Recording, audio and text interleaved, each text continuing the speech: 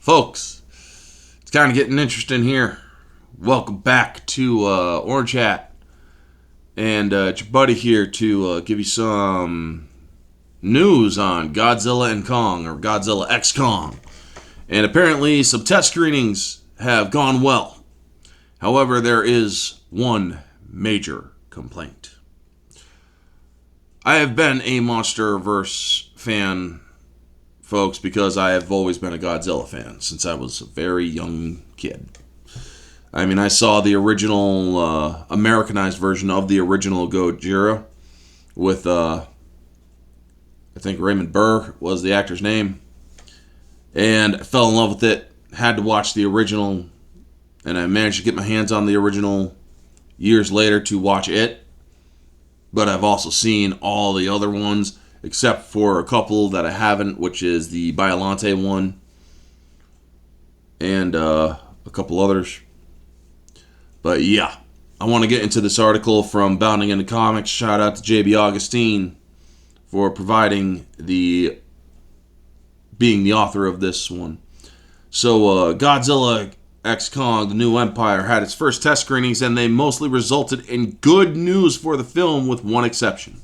Audiences are happy with the humor and tone, comparing it to the top-billed monster mid-show period, and satisfied with the sequel overall. However, a few amateur reviews on social media share one noteworthy complaint.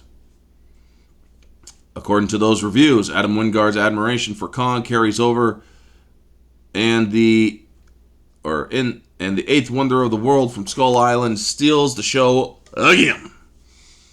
It's understood he and his screen dominance are part of what people love about GxK, but they are bummed that this means less screen time for Godzilla.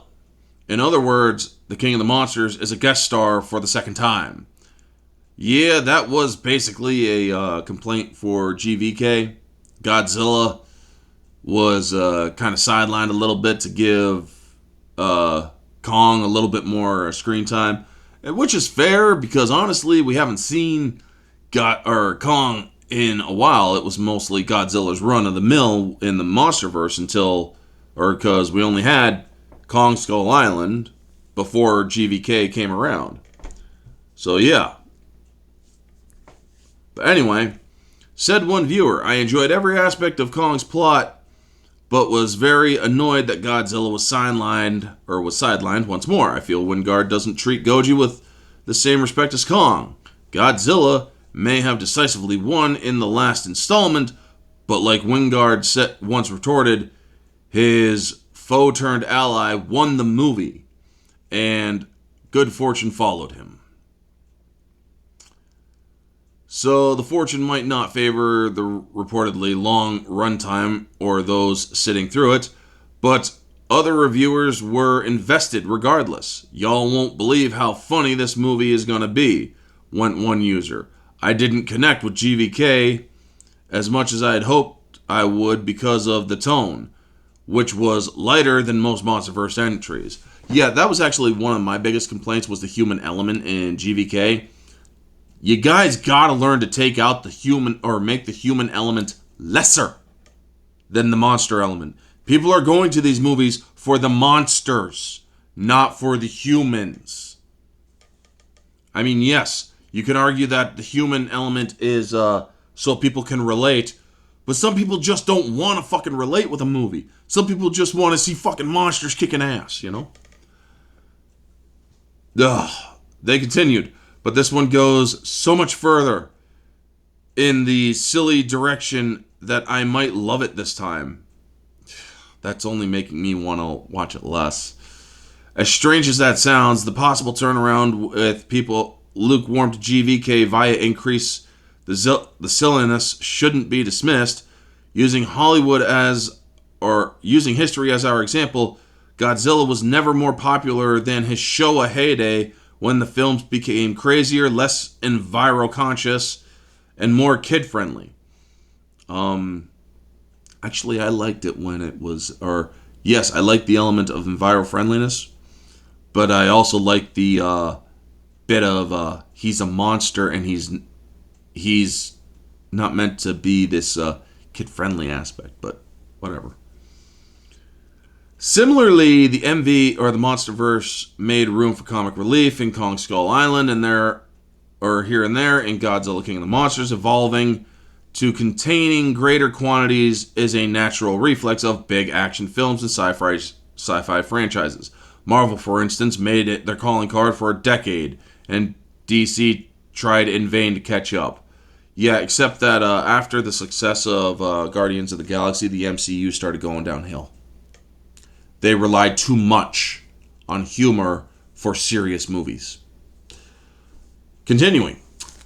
Other notable reactions of the GxK test screening include the human cast is better, especially Dan Stevens, who may develop a smitten following from things. Okay, girls, go watch this movie, I guess. There have been a few screenings, none negative, although an unidentified monster was deemed unlikable and replaced.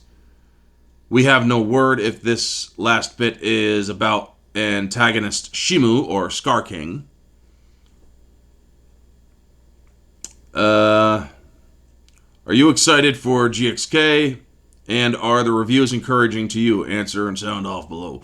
Well, Bounding, I will simply say this. If the movie pushes too much human element, I will not like it. I love the monsters. I want less human element in these movies. You get less human element, you get better MonsterVerse movies, in my opinion.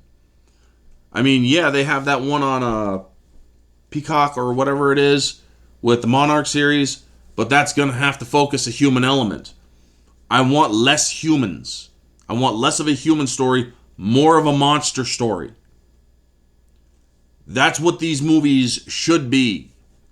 Less human, more monster.